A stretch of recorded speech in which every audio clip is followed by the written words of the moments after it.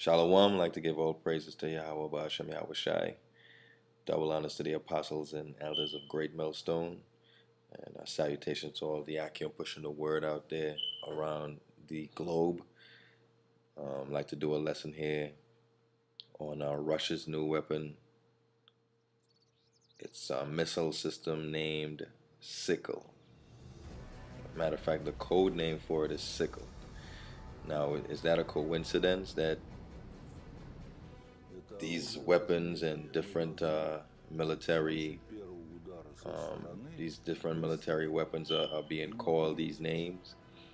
No, it's not a coincidence. First of all, the Most High is putting the spirit on these devils to name their weapons these things, these biblical coded names. I should put it, because these things can be found in the scriptures, and when you get the understanding of the scriptures, you see that it's talking about the missiles.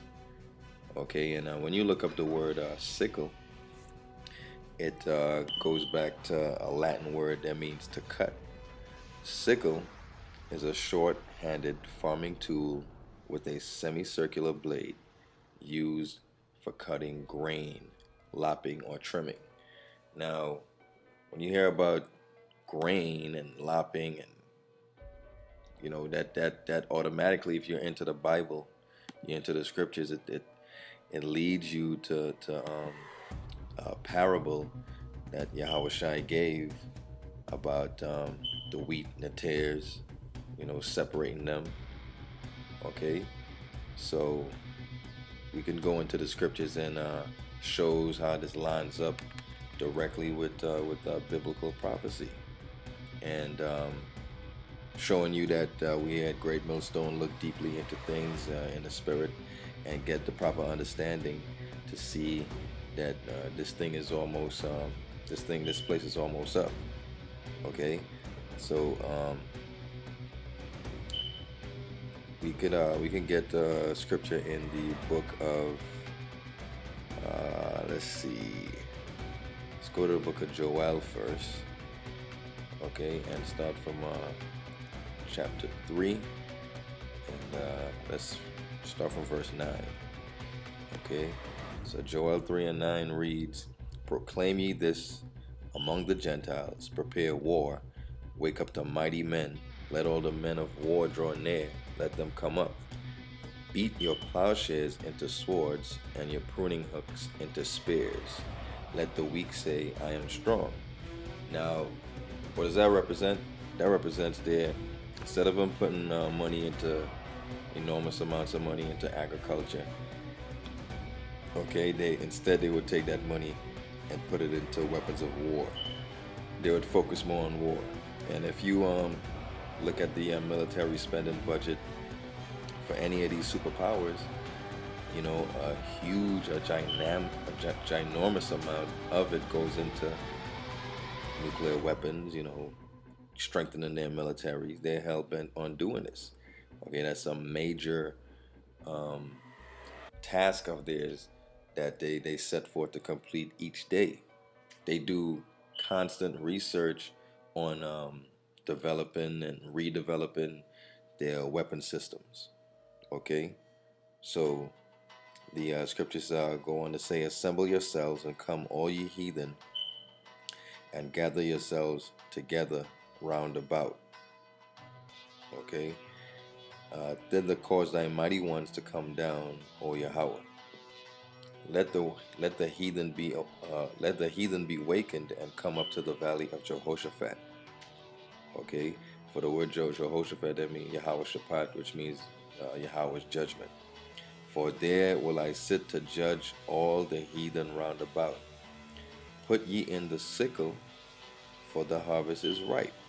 Come, get you down, for the press is full, the fats overflow, for their wickedness is great."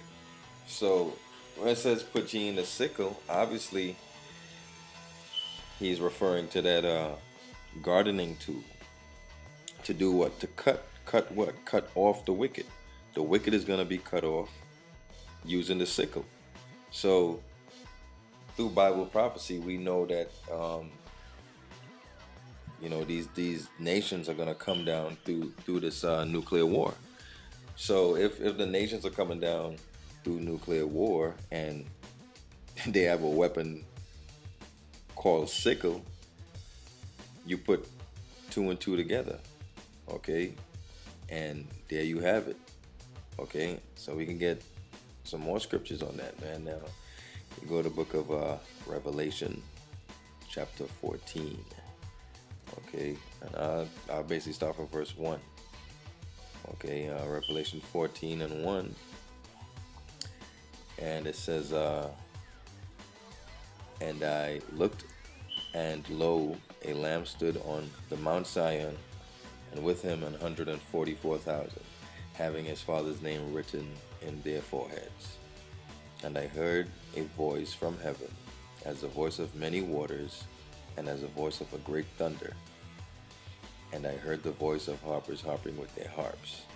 Okay, so this obviously is talking about Yahushai with the elect, right? 144,000. Okay. And they sung, as it were, a new song before the throne and before the four beasts and the elders, and no man could learn that song but the 144,000 which were redeemed from the earth. These are they which were not defiled with women, for they are virgins. And obviously that's talking about the men of the Most High not being tarnished with any other philosophy. Okay,